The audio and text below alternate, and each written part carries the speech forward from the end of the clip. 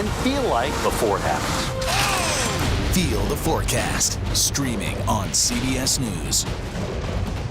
She's the most successful alpine skier, male or female, ever, and a worldwide inspiration. We need a lot of women doing sports really, really well. The story of Michaela Schifrin's game-changing reign at the top of the slopes when we go person to person.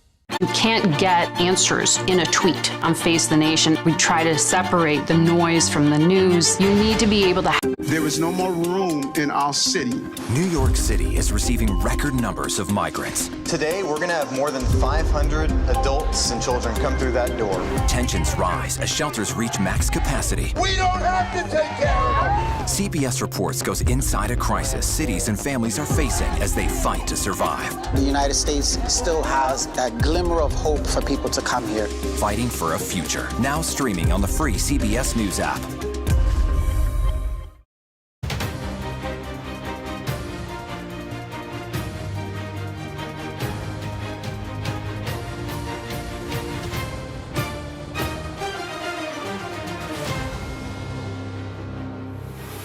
Going to sit idly by and let this country continue its downward spiral. We need leadership, and we need it now. That we can't live in the past. We can't live in other headlines. We've got to start focusing on what's going to make America strong and proud. I am upset about what happened last night. We've become a party of losers at the end of the day. It was a cancer to the Republican establishment. We are dealing with extraordinarily important issues facing this country right now. We need a president and a candidate who will actually help our base solidify. Hello, everyone. I'm Major Garrett in Washington. Welcome to America Decides. Well, the third Republican presidential debate is over. You are here with us. We thank you for trusting us to give you a kind of a breakdown. We're going to spend the next hour doing that. I will describe for you in brief what occurred in the 2 hours of the Republican presidential debate, and please don't mistake brevity for glibness. So, inflation, bad. Border, close it. Israel, whatever it takes. Ukraine, maybe, maybe not. TikTok, banned. Then a conversation about how many ships in the U.S. Navy going forward. Venezuela, fentanyl. And then very, very late in this evening's proceedings, a conversation about abortion. And a lot of back and forth about what the Republican Party ought or ought not to do on that particular issue. And then, as you might have heard in that opening, some sentiments expressed about what just happened. The elections held yesterday. A couple of Republicans on the stage said the Republican Party is losing far more than it ought to. Here is a summary of some of the things said tonight on stage. Let's listen. If you look where we are now, it's a lot different than we were in 2016. And Donald Trump's a lot different guy than he was in 2016. He owes it to you to be on this stage and explain why he should get another chance. These problems are so big and serious that the first thing I would say to Prime Minister Netanyahu is pretty simple. America is here, no matter what it is you need at any time, to preserve the state of Israel. Do you want a leader from a different generation who's going to put this country first? Or do you want Dick Cheney in 3-inch heels? I wear heels. They're not for a fashion statement. They're for ammunition. I'm telling you, Putin and President Xi are salivating at the thought that someone like that could become president. They would love to see that. The fact of the matter is she doesn't answer so this the question. Is what I will. In the last debate, she made fun of me for actually joining TikTok while her own daughter was actually using the app for a long time. So you might want to take care of your family first. Leave my daughter out of your voice. Your adult daughter, the next generation of Americans. What we should do is ban TikTok, period. Now, we saw under former President Trump, he tried to ban TikTok twice, but was struck down by our federal courts. If you cannot ban TikTok, you should eliminate the Chinese presence on the app. We should be arming Taiwan. Make sure they have the equipment they need. Make sure they have the training they need now. There's nothing China fears more than knowing that America will have Taiwan's back. I'm going to unleash all of America's energy potential. On day one, I'm taking all the Biden regulations, the Green New Deal, ripping it up and throwing it in the trash can where it belongs. We are already overtaxed in this country, and we should not raise those taxes. And I think we can get to 3, 4, maybe even 5% GDP growth if we really take the regulatory shackles off of our economy. And against that backdrop, I believe this is our last best window to be able to take care of our national debt problem through those severe measures, including sacrificing the foreign wars that many bloodthirsty members of both parties have a hunger for. Let me just say to my mama and to every other mama or grandfather receiving Social Security, as President of the United States, I will protect your Social Security. Not pictured, former President Trump. And we have learned through our colleague Ed O'Keefe that former President Trump's not going to participate in the fourth debate either. More on that in a little bit. You just saw him a moment ago. Let's bring him back. Robert Costa, who is our chief elections and campaign correspondent. He joins us now. Robert, your instant summary of the evening's events. Major, great to be with you from here inside the spin room in Miami, Florida. It was a heated debate night here in Miami. It was clear that so many of these contenders on stage are searching for some way, any way, to become a viable, credible alternative to the front runner in this race, former President Donald Trump. And it's not easy. There were skirmishes at times about policy, especially on Israel and at abortion, as you mentioned, at the end. But ultimately, this was not a night about Trump. He loomed over this debate as a shadow just down the road holding his rally, but he didn't fixate the interest of those on stage. They're still making their appeals to the donors, to the voters on their own terms, not exactly trying at this point to barrel through Trump. And Robert, to that point, which I think exactly encapsulates the evening, yes, it was spirited at times. It had some interesting jousting on policy and some politics. But still, without the former president there, it is not a direct engagement. And therefore, it seems to me, and I wonder if this is your impression and those in the spin room, that though they engaged with one another, without Trump, it's hard to make that big next leap. It is certainly going to be difficult. I've traveled the country alongside you over the past year tracking this primary campaign. And Major, I just think days ago, I was sitting in New York City in a courtroom watching a former president testify about allegedly committing fraud against the state of New York. That, in any other circumstance of a presidential race, would be a dominant topic. Yet it kind of was mentioned in a roundabout way here a few times, his legal challenges, but otherwise was disregarded by those on stage. And former New Jersey Governor Chris Christie, perhaps the most pointed against Trump. But it's evident to me as a reporter that the tension in this race right now is, yes, Vivek Ramaswamy is taking everybody on, but it's really about Florida Governor Ron DeSantis and former Ambassador Nikki Haley as they pitch traditional Republicans to be their standard bearer. And in that context, Robert, how important does the DeSantis campaign believe the endorsement from Iowa's very popular Republican governor, Kim Reynolds, is this week and will be in every week between now and the Iowa caucuses? They believe it's very important, but as we've always discussed, Major, sitting next to each other at CBS, Kim Reynolds, any Iowa governor, it gives you some political capital, but it's not everything. Iowa's Republican Party is not just a party, it's a series of activists and community groups and church leaders who end up coming up to a consensus at times about who's going to be their favorite. I think about the late break toward Mike Huckabee in 2008, the late break toward Rick Santorum in 2012 or Ted Cruz in 2016. And what we're seeing now is a bit of a start of a late break toward Governor DeSantis. But what the DeSantis campaign is watching, and so is the Trump campaign, and so is the Christie campaign, to be sure, is New Hampshire Governor Chris Sununu, who has not made an endorsement yet. And he likely, I'm told by sources close to him, is going to come down to Ambassador Haley or Governor DeSantis. He is friendly, though, with Governor Christie. I spoke with the governor when he came by CBS this week. He said he still hasn't made a decision, but he wants somebody who's able to beat Trump long term as this nomination fight unfolds. Robert Costa with us in the spin room in Miami. Thank you so very much. Well, I've got some anchor buddies here. That's what we call them in the biz. I want to bring them on our political panel. That's the other formal name. Ashley Etienne and Devin O'Malley. You can see them on screen now. Ashley, CBS News political contributor, former communications director for Vice President Kamala Harris and former House Speaker Nancy Pelosi. Devin is the managing director for narrative strategies and an advisor to former Vice President Mike Pence, who recently dropped out of this race. That's why we didn't see him on the debate stage tonight. Devin, your impressions as someone who was advising a candidate who was in this race, recently on the debate stage. Any takeaways from you on this evening just concluded?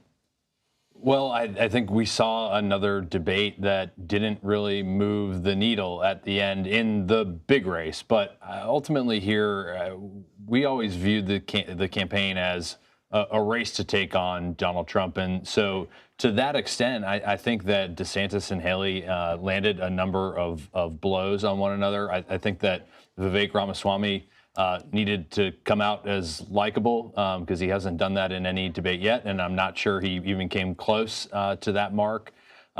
Senator Tim Scott needed to land a major blow and to have a breakout moment, and he just didn't quite do it at times. And we saw a different Chris Christie, I think, than we've seen in the past, and much less bombast and a much more sober, kind of judicious type of candidate.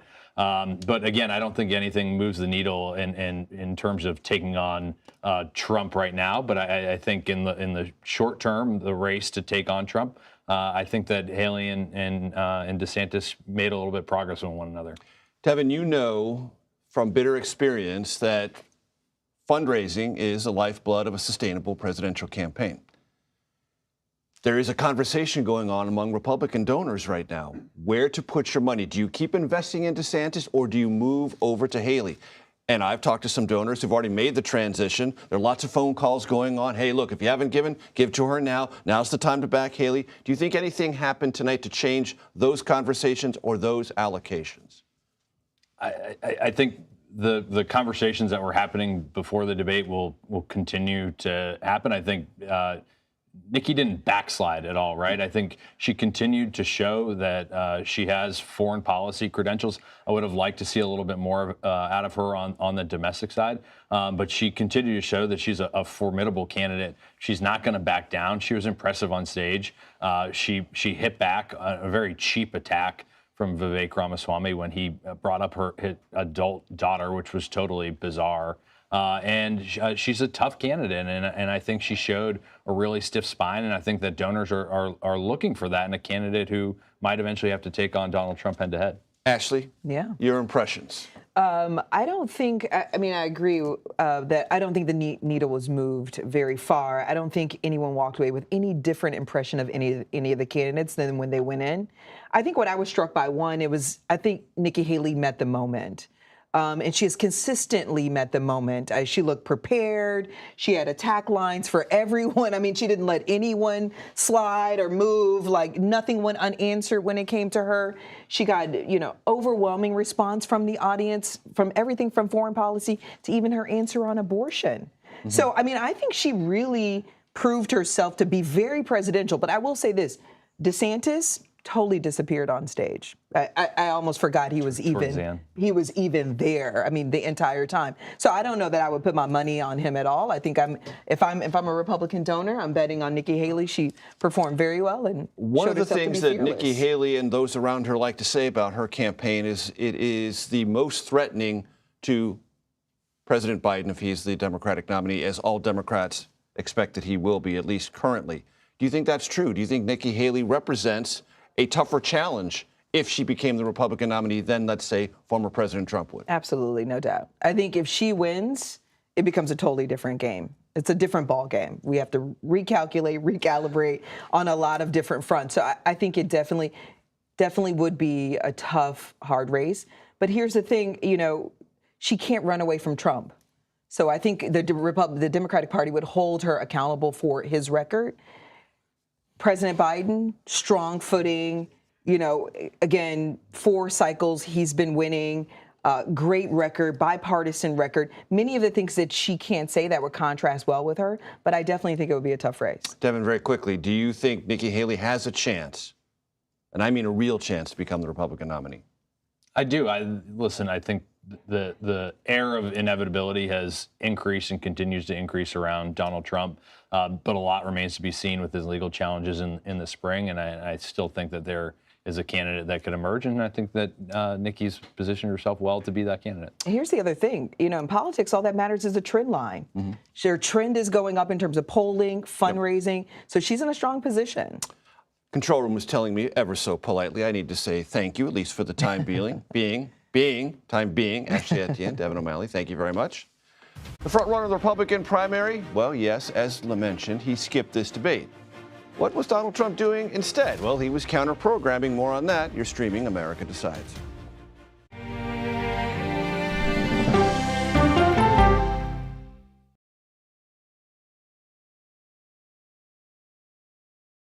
Well, let me start with this. This really happened. Have you told the government? Did any of that make sense? What's your response? You want me to just What's keep wrong going? with that argument? What have you learned? Do you know why? Why? Why? It's time for 60 Minutes, Sunday on CBS. An original documentary from CBS Reports. Since you started La Soup in 2014, do you have any sense as to how much food you've rescued from the landfill? We've rescued 4.5 million pounds. I can't even fathom how much food that is. And that's one little person in one little city in America. We're going to call this chicken piccata. We did 450 of these meals today. This is the exact dish That you and we I are going to just- have. Yep. Oh my God. Is it good? Mm-hmm. Having a plan of how to keep people fed should be in every single city. If we eliminated food waste, could we eliminate hunger? Yes. Eating Trash, now streaming on the free CBS News app. An original documentary from CBS Reports. You had a substitute teacher that was pretty popular. What was his reputation? Everyone loved him. You had to miss a test. What did he offer to have you make up the test? He said that I can come by after school was all over and just take the exam. The blinds were down. He closed the door. The next thing I knew, he was right next to me. That's when I realized what was going to happen. Even if I wanted to scream at the top of my lungs, no one would hear me because no one was there. He told me that if I ever said anything to anyone, he would kill me and he would kill my family. So I did it. Pledge of Silence, now streaming on the free CBS News app. He was there when the war in Ukraine started. Extreme history. It's a big moment. The extraordinary story behind Sean Penn's new Paramount Plus documentary, Superpower, when we go person to person. An original documentary from CBS Reports. AI is among the most world-changing technologies ever. Curing diseases, scientific breakthroughs, making lives better. They can help us with medical discoveries, scientific discoveries, doing better agriculture, having cures for things like Alzheimer's. It's also going to really transform the way we work. The uplifting potential of artificial intelligence is limitless. It gives you a friend, somebody to chat with 24/7 that is non-judgmental. He makes me feel loved and desired. And so are its downfalls. The problem with all this AI is that it's unpredictable and uncontrollable. The choices we make now will have lasting effects for decades, maybe even centuries. The ChatGPT revolution, now streaming on the free CBS News app. Why did you miss the moment? I'm not sure why they missed the moment. It doesn't look like Congress is doing anything. That's the role of Face the Nation, to focus on the issues at hand. That means a civil conversation with perspective.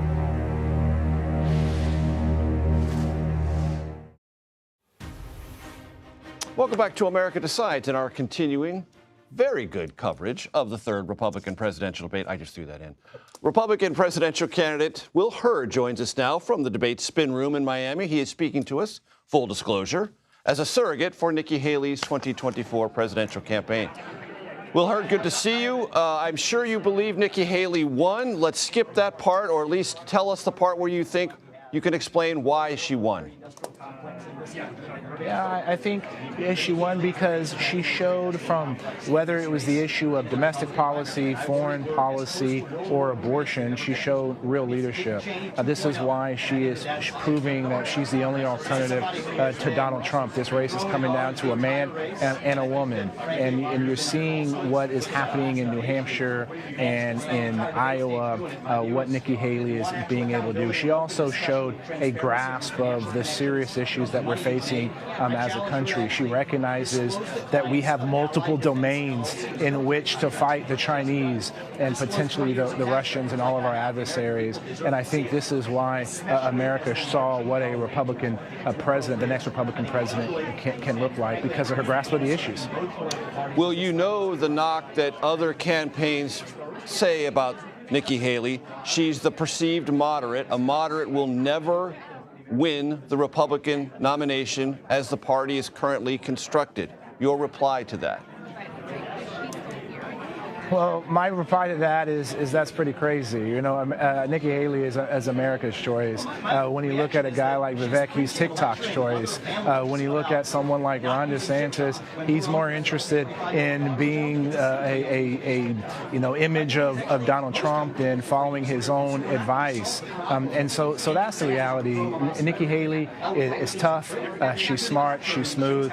She has a great understanding of the issues. And this notion that she is a moderate. She was the governor in a very conservative state. She's proven her conservative credentials, but she's also someone who can talk to the American people.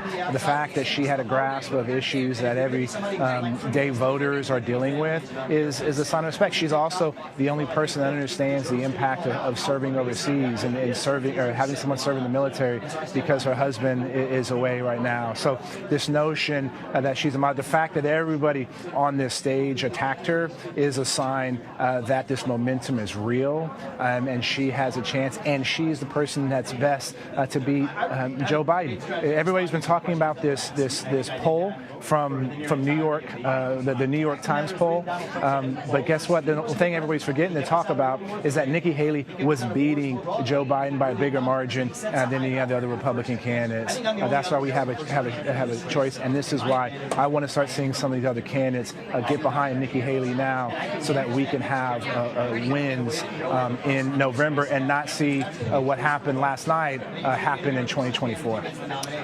Will Hurd, there is a perspective that without former President Trump on stage, it simply isn't the kind of debate it otherwise would be. How frustrated are you as a Haley surrogate that she doesn't have the opportunity to take whatever her message is directly against former President Trump on a debate stage? And in that regard, it sounds like from Chris LaCivita, the former president's campaign manager, he's not going to be at the fourth debate. Does that continue to deprive Nikki Haley of what she needs most, which is a direct confrontation? Well, it deprives the country, right? Donald Trump is afraid to show up and talk about his record. He's afraid to show up and talk about his baggage. He's afraid to show up and have to handle folks talking and forcing him to talk about his issues. He wants to talk about all the great things he did when he was president, but a lot of those things were created by other people that are no longer in the government. So yes, it would be a great contrast for the American people to see, leaders of old, and having someone, a leader of the next generation, like Ambassador Haley. The fact that Nikki Haley has agreed with Donald Trump on some things, but she's also not been afraid to disagree with him. She disagreed with him on China.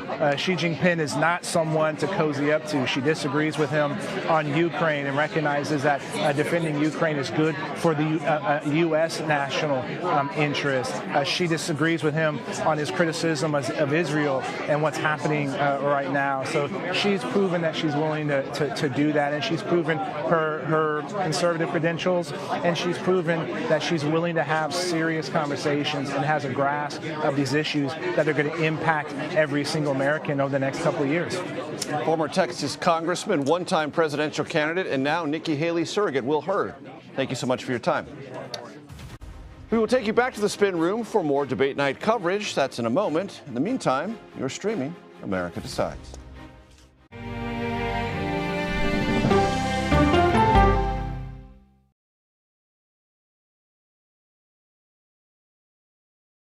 Our story's just begun. Why did you want to share your story? Water up this high?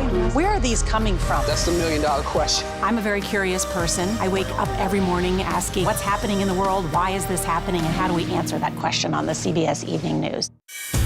An original documentary from CBS Reports. Imagine yourself in Manhattan with no police, no army, no mayor. The people of Haiti stare down poverty, corruption, natural disasters, and violence. 90% of the guns that are used by gangs in Haiti are American guns. But with an unbreakable spirit and eternal optimism. There are days where I cry, but we can't be discouraged. We still believe in Haiti. They're still able to look ahead with hope. Haiti is on the brink of transformation, a radical shift. Nations are coming together and saying things must change. Fighting for Haiti, now streaming on the free CBS News app.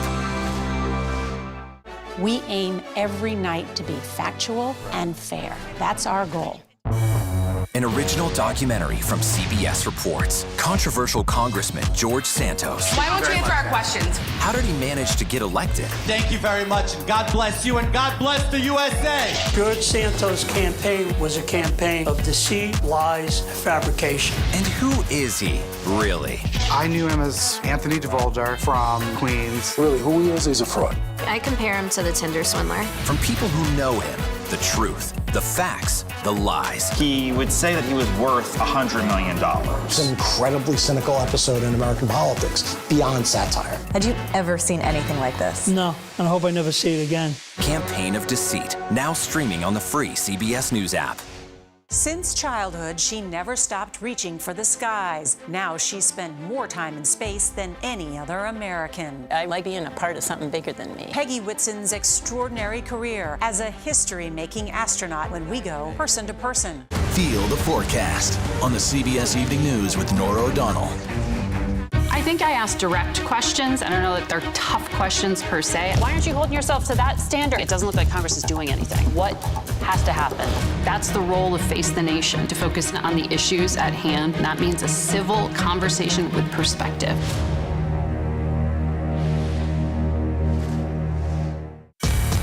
We are about to see American weapons in the hands of Mexican cartels. A gun pipeline to Mexico. We are arming the cartels. 100%, no doubt about it. Happening right under our noses.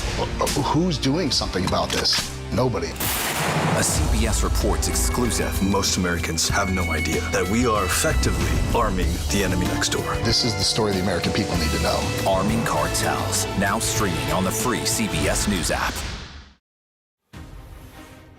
Welcome back to America Decides. Not content to allow the third Republican presidential debate that he boycotted, just like the first and the second, to stand on its own, former President Trump held a campaign rally right alongside, time-wise, in Hialeah, Florida, not far from the debate stage in Miami.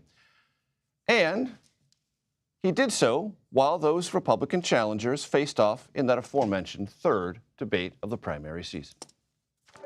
CBS News senior White House and political correspondent Ed O'Keefe is in Hialeah, Florida, where the former president is continuing to hold his counter-programming rally. Ed, set the scene for us. Major, he has spoken today to a few thousand supporters in this city just outside Miami, a few miles from where the other five are debating tonight. The idea was to highlight his support among Latino voters in this part of South Florida that helped him win this state 7 years ago tonight. And then, of course, in 2020 again, even though he ended up losing the White House. The hope here is to remind those of us in the press, remind voters that President Biden's support among Latino voters, black voters, young voters is slipping, and it's in communities like this that he believes he's ultimately going to prevail. What's ironic, however, Major, is while he and others spoke about the dangers of socialism and communism that, of course, resonate and are far more urgent in communities like this, full of Cuban, Venezuelan, and Nicaraguan refugees and migrants, he also talks about Hungary's leader, Orban, who, of course, is no democratically elected leader. The Democrats, the White House would remind us, is someone who has spoken fondly of Russian leader Vladimir Putin, who has raised questions about the utility of the war in Ukraine. So how does that square with this alleged concern about socialism and communism? Be that as it may, a supportive crowd here for him tonight, and he picked up a key endorsement from his former press secretary, Arkansas Governor Sarah Huckabee Sanders. And did you have a chance while you were there, Ed, to meet any of the Trump either campaign surrogates or surrogates in waiting, or those who are campaigning for offices of their own, but within the Trump, let us say, orbit or inner circle? Indeed, we did, Major. We spoke earlier this evening with Kari Lake, of course, the failed Arizona gubernatorial candidate now running for the U.S. Senate. And I asked her specifically how people in this crowd would perceive, would respond to the court appearance by the former president this week and by his children. Take a listen. This is a weaponization of our government at a federal level, a state level, a local level. And the people here know what's going on. The only people who don't seem to understand it, unfortunately, are mainstream media, who are getting a thrill covering this absolute witch hunt that has been happening at the hands, frankly, of the mainstream media for 8 years. They've been attacking President Trump for 8 years. The people are onto it. We are a nation that in many ways... That's a sampling of the reaction from Trump supporters here tonight. Carrie Lake, of course, herself a former television journalist, but one who has thrived on media criticism ever since. Others on stage tonight made similar comments, expressed similar concerns about the future of the nation's journalism, and expressed support for the former president, who made passing reference to the trials in New York and elsewhere, and only made vague passing references to 2 of those opponents on stage tonight. I heard him talk, of course, about Florida Governor Ron DeSantis, and he used the various nicknames he has for him. And then South Carolina Governor, former UN Ambassador Nikki Haley, for whom he also has a nickname. Those are the 2 they're probably most concerned about, especially in Iowa right now, where the Trump campaign knows they're vulnerable, where they're going to be spending a lot of time and energy in the coming weeks, but where they ultimately anticipate they will prevail by double digits, Major. Ed, very quickly, any recognition from the former president or Carrie Lake about what was obviously a disappointing Tuesday night for Republicans in terms of election outcomes? Didn't hear it, Major, which is telling, because Democrats certainly would point out that it was Donald Trump who set in motion the end of the Roe versus Wade abortion policy across the country. It was Trump-backed Daniel Cameron in Kentucky who lost. It was Republicans who were supporting the abortion, or against the abortion rights initiative in Ohio. No mention of it by him of real note. Instead focused on President Biden, his legal troubles, and his hope to return to the White House.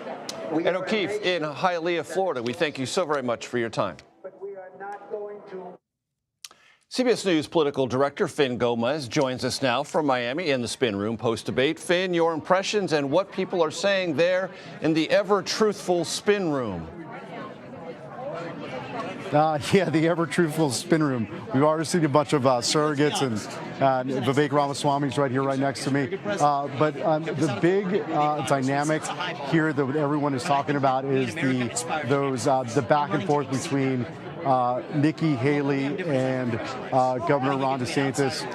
Really, those 2 vying essentially for that number 2 slot, if you will.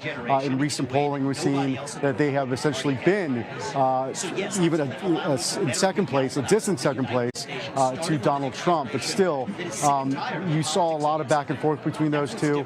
And also between Vivek Ramaswamy, of course, and Nikki Haley over that TikTok incident, if you will, about them using that social media platform. I did ask Vivek Ramaswamy what he felt about being called a scum by Nikki Haley after he referenced that her own daughter used the TikTok platform, and he basically said that people shouldn't be criticized for using or campaigning on TikTok, on that social media platform, as he does. But didn't really answer directly why he referenced her. But a lot of drama here in the Spin Room here, Major. So one thing that is always true in a Spin Room, there are no losers in any Spin Room, Republican or Democratic. That's why I called it the truthful place. Finn, the dynamics of this race, according to our esteemed panel, who I'll get back to here at the table in a few moments, was that nothing really moved tonight. The needle, metaphorically, didn't move. And whatever competition occurred on that stage was essentially a competition for second place, but as you said, a remaining distant second from the current frontrunner, former President Trump. Is there any sentiment in that Spin Room that dynamic, which has been in existence for months now, has been in any way altered? I think we need to talk about the issues I talked about on that stage. In a word, no. No. That dynamic has not shifted. The sense is that dynamic has not shifted or changed after tonight's debate. I think if you took the next few surveys that we may see, I'd be surprised if there'd be a major shift in the current trajectory of this race. And I think that's a sense that we at least hear in this Spin Room tonight. And you spend a fair amount of time, Finn, talking to those in the Trump inner circle. they know this, do they not? And they do find justification in this strategy of not attending. True? And I think, again, it's going to take a different... Yeah, absolutely. I've asked them directly, why not attend? Why not,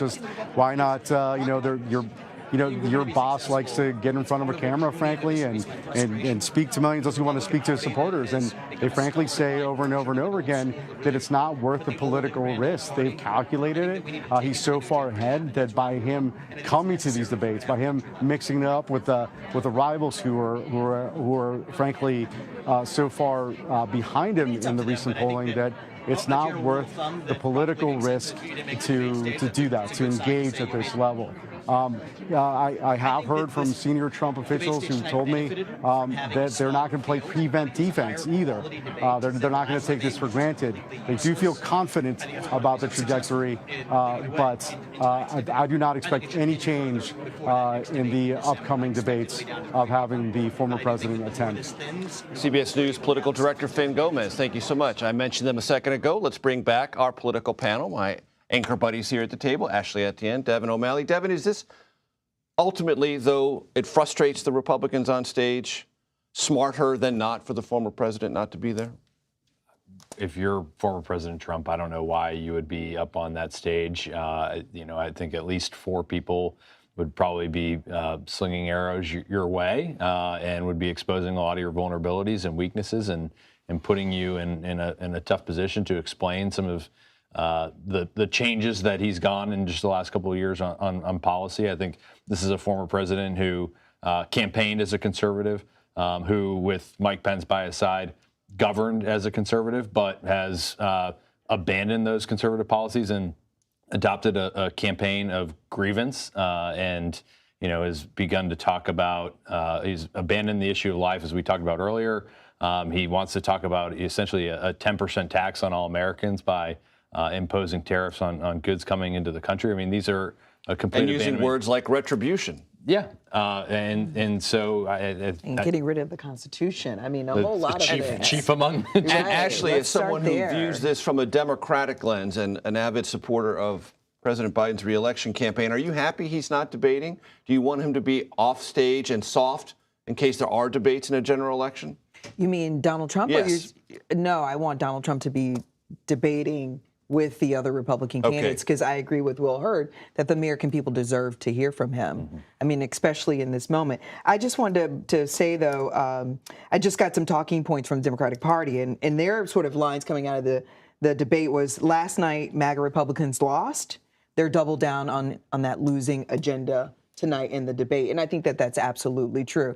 But I think to your question about Donald Trump being there, no doubt. And I think he's obviously afraid. He's obviously got something to hide. But is there something shrewd and calculating that's working for him in the present, not being there and not going to these debates? 100%. No doubt. I mean, I think it's a smart strategy on his part. Don't laugh at that. I think it's a smart strategy on his part. But again, I mean, and I know you sort of identified me as a strong Biden supporter and as a Democrat, but first, I'm an American citizen. And I want to hear from anybody who wants to be the president. I think they should be held to account. They should be asked tough questions. They should answer them. And he's got an entire record he needs to answer for. Not just saying that he wants to abolish the Constitution, but his abysmal record on COVID, from COVID to, January 6th, to attempts to overturn the election. I mean, there's so much that the American people deserve to hear from Donald Trump about that we're not actually challenging him on. So I just think it's despicable that he doesn't show up. I also think it's more despicable that the Republicans didn't raise his name, his record more frequently in this debate. It was a missed opportunity. How do you beat someone if you're not going to take them on directly? That doesn't happen in politics. I thought it was especially notable when the debate opened up and Vivek did this monologue about how he's sick of being a loser and how we, as Republicans, lost last night. A culture of losing. Lost last night, lost in 2022, lost in 2020. And yet doesn't name former president. Let's go back to 18. You've been losing since Donald Trump showed up, honestly. But doesn't invoke former President Trump's name. But doesn't. Exactly. And he's precisely. As having anything, even tangentially, to do with that. Ashley Etienne, Devin O'Malley, thank you so very much. Up next, we will speak with Ron DeSantis' campaign manager. You are streaming America Decides.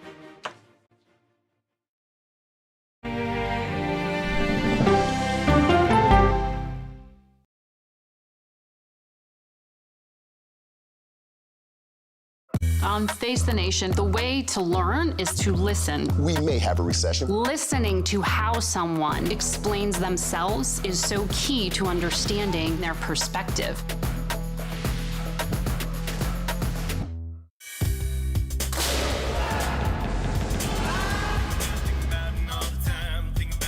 Everybody wakes up in the morning and they are pelted with alerts that frighten them, news that agitates them. With this show, we have the time to explain what's going on. These migrants, they've been released. Explain the status that allows them to be released, to slow things down a little bit. What are the big sets of questions for China and its ambitions? Hackers are stepping up their attacks to extort victims. Let's start with easy. Who's attacking? Here's a deeper understanding of what's happening. Prime Time with John Dickerson. Stream on the free CBS News app. Okay, so let's just start at the beginning. Well, let me start with this. What is at stake here? What is the answer then? Do you know why? You want me to just keep going? Is that a good thing or a bad thing? Were there death threats? How is this possible? What's wrong with that argument? Are you saying they lied? Have you told the government that? Why won't you say the word crisis? You're not answering my question. This really is that scary? Does that make sense? What do you mean? What does that mean in Did any of that make sense? What's your response? What happened? Why? It's time for the CBS News Original 60 Minutes, Sunday on CBS and streaming on Paramount+. Hello, everyone, and welcome to our Dragon capsule here in space. Sightseers in space, the thrill of a lifetime. Seeing the Earth from space, it was so exhilarating. But the risks that come with the territory. There have been 4 fatal accidents. That's a 1% fatal accident rate. Might make you look before you launch. If you had 1 out of 100 airplanes falling out of the sky, we'd have a public crisis. Space tourism, now streaming on the free CBS News app. Morning news matters because it sets the tone for your day, and it's a way of getting you started. We take you places, teach you new things, and we make you feel like, it's not all bad. We're going to uplift you. People say to me, you always seem to be having a good time. I mean, you know what? You're right. Your morning routine just got better. CBS Mornings.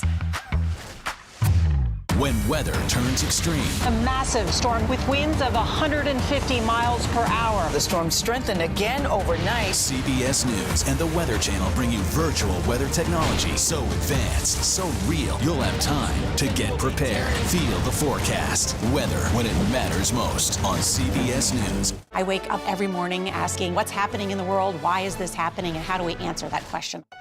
After the tragic loss of beloved newsman Tim Russert, his son went on a worldwide journey to find himself. I struggled with his grief for a long time. How Luke Russert is honoring the legacy of his father when we go person to person. Welcome back. Florida Governor Ron DeSantis said this evening that former President Trump is a different guy than he was in 2016, and he owed it to Republican voters to be on that debate stage. Well, he wasn't there, but nevertheless, Governor DeSantis, as forcefully as he could, made his case for why he should receive the Republican Party's nomination. This just days after receiving an endorsement, which the DeSantis campaign believes could be pivotal, from Iowa's popular Republican Governor Kim Reynolds. Governor DeSantis' campaign manager, James Uthmeier, joins us now. James, it's good to see you. I know you believe Governor DeSantis won. We'll skip that part. Tell me what happened tonight that will propel the DeSantis campaign where it most immediately needs to be propelled, which is in the state of Iowa. Yeah, so again, 3 for 3, Ron DeSantis showed up. He won the night. He showed up as a fighter. Everybody knows he's a fighter. But what makes him different is he fights and wins. We need someone who will fight, win, and then lead America's great comeback. Tonight, he spoke directly to people at home in a way that no other candidate on stage did. He talked about the very, personal stories that he's encountering on the campaign trail that are really impacting, him as he explains his vision for the people. People that have suffered from fentanyl, people that have suffered from the invasion at the border, people that are suffering at home, unable to afford their mortgage, unable to afford gas. That's because of Bidenflation. This is not easy for the American dream to succeed anymore. And Ron DeSantis, he showed he will fight, win, and lead at a time that is so important as Republicans just yesterday had sweeping losses across the country. We need a new leader who will enable us to win again. James, you know well, and I know you're battling all the sounds around you, and you're doing so gamely, so I applaud you for that. But you know the narrative, that there is this inevitability about former President Trump, that he's so far ahead he simply cannot be caught. Explain to our audience the theory of the case, how he can be caught, and not just caught, but surpassed. Sure. Well, it's clear out there that over 70% of the electorate, they're looking at their options. They're very much open to another option. They want a fresh change. They want somebody that can actually show up and serve 2 terms. They want somebody that can win again. And I'll tell you who definitely doesn't believe this thing is over, and that's the former president. He's spending millions of dollars of attack ads in Iowa against Ron DeSantis. He's sending top staff there. He's constantly, tweeting about Ron DeSantis and his appearance while things like hurricanes and war, are breaking out. It's definitely bothering him. He sees where the threat is. He knows who the American people are ultimately going to want to side with. And I think his behavior, that tells us everything we need to know. James, it was late in tonight's proceedings, but there was a lively conversation about abortion and the Republican Party. The governor signed a 6-week ban in Florida. So is Governor Reynolds in Iowa. Governor Haley, former Governor Haley, and others talked about maybe something in the 15-week range or something that has a larger consensus. Do you believe the governor's position, sharply defined on the issue of abortion, is a net positive in this primary campaign and can be well defended should he become the Republican nominee? Sure, yeah. So the governor recognizes that in the wake of the Dobbs case, a lot of the decision-making here went back to the states. And states are going to fall down in different areas as it becomes more of a states' rights issue. That said, there are states like California where many are still advocating for abortion all the way up until birth, and some even arguing after birth. This is extreme. It's horrific. He does believe there is a case for the federal government to intervene there. The idea that Congress is going to get together and put together some sort of 15 or 12-week ban, that's just not realistic. And it's unfortunate that these types of hypotheticals take away from some of the real hard issues that are facing Americans out there that need to be discussed. But, James, is there anything about yesterday's results, specifically in Ohio and Virginia, that give the governor or you as his campaign manager pause about abortion and its long-term effects on the Republican Party and those who seek to lead it? Sure. Look, I don't know that all the results from yesterday are necessarily dependent on abortion. Shoot, the governor signed a 15-week bill last year in Florida and then won the state by over 20 points, a swing state. He drugged the legislative races all with him and turned Florida deep red, which has enabled the state to put together a strong agenda to perform well, to help people out on record-setting, tax relief for families, on record-setting infrastructure, combating the border. You name the issue, school choice, you name it, he's done it. And he did that because of strong leadership and an ability to win. So, on the pro-life topic, I do think the conservative movement needs to regroup and better strategize, work on its messaging a little bit. But at the end of the day, I think it's more about the larger lack of political leadership. We need somebody that can win. I can't say that enough. And that person is Ron DeSantis. He's proven it over and over again. He delivers. Campaign manager for Governor Ron DeSantis of Florida, James Uthmeier, thanks so much for your time. We will have more on tonight's debate in just a second. You're streaming America Decides.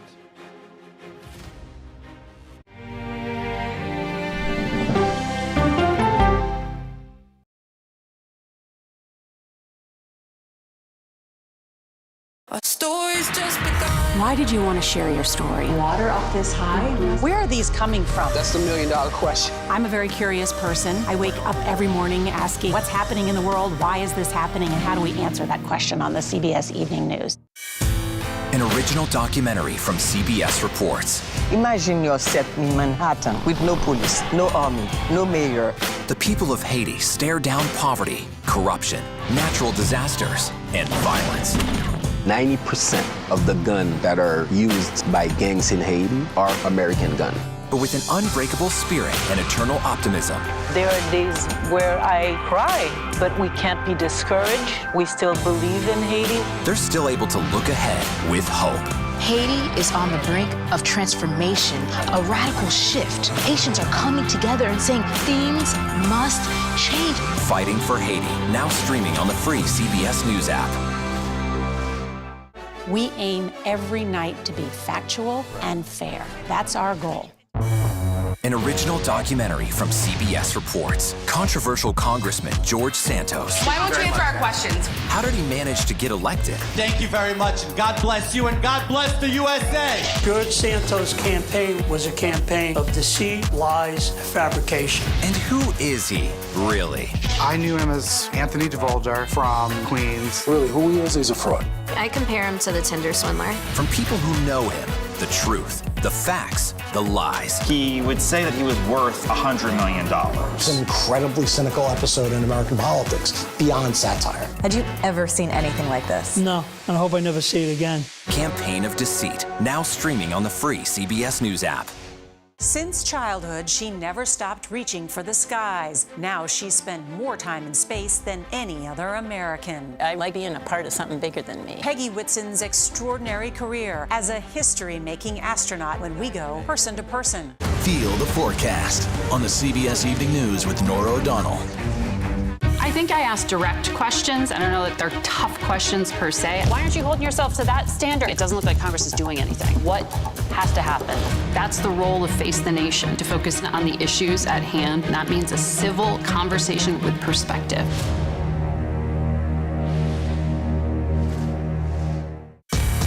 We are about to see American weapons in the hands of Mexican cartels. A gun pipeline to Mexico. We are arming the cartels. 100%, no doubt about it. Happening right under our noses. Who's doing something about this? Nobody. A CBS Reports exclusive. Most Americans have no idea that we are effectively arming the enemy next door. This is the story the American people need to know. Arming cartels, now streaming on the free CBS News app.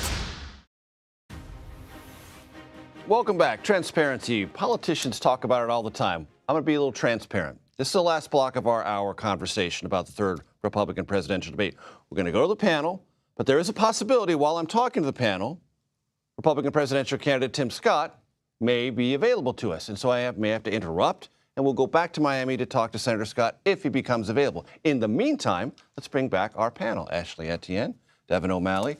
So, Ashley, I want you to hear your reaction to what Governor DeSantis' campaign manager just said. Maybe the conservative movement needs to work on its messaging on abortion.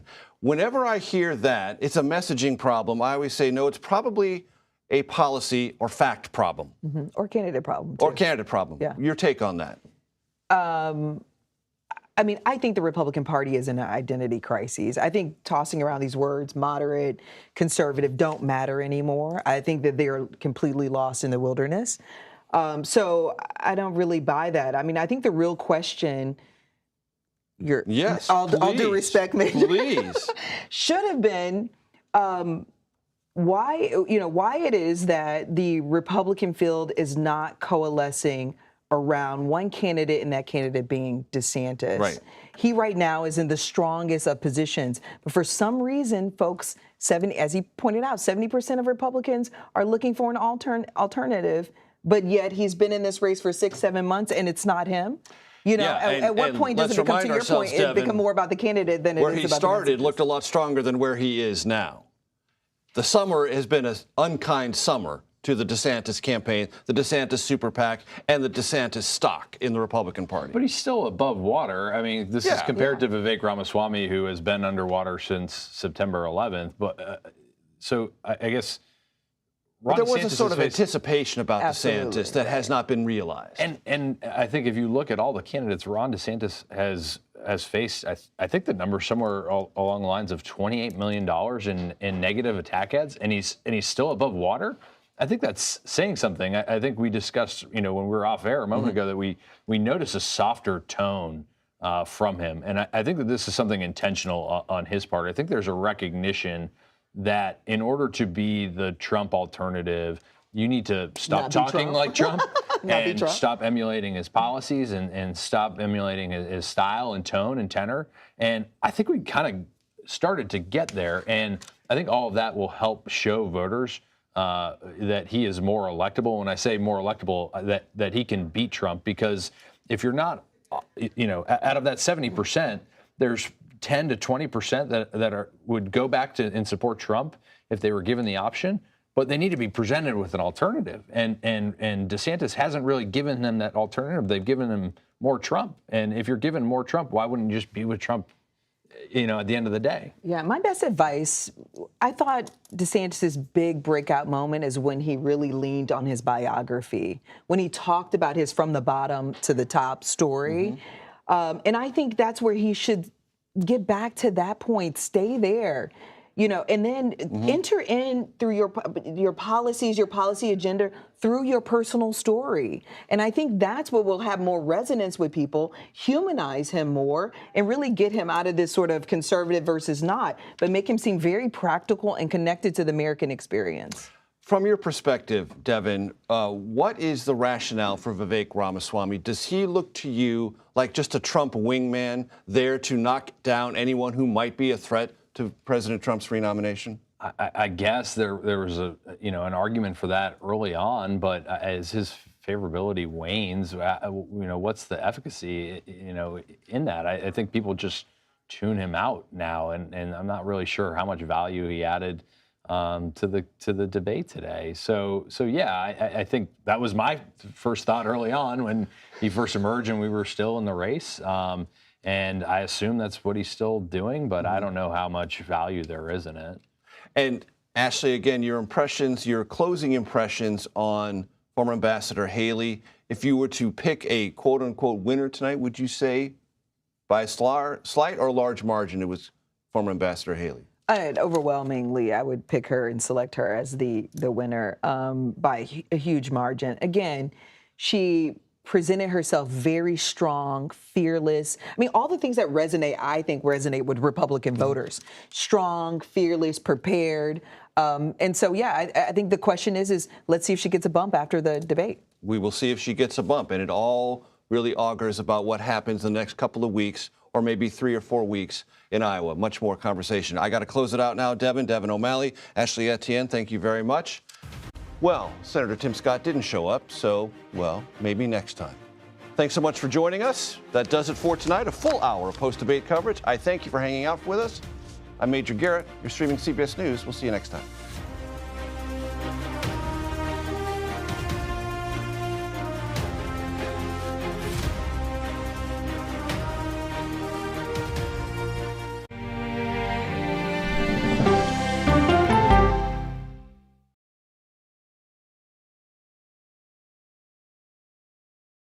The grief of losing a child is immense. You can't breathe. After decades of the war on drugs, things have only gotten worse. Every shipment of fentanyl is a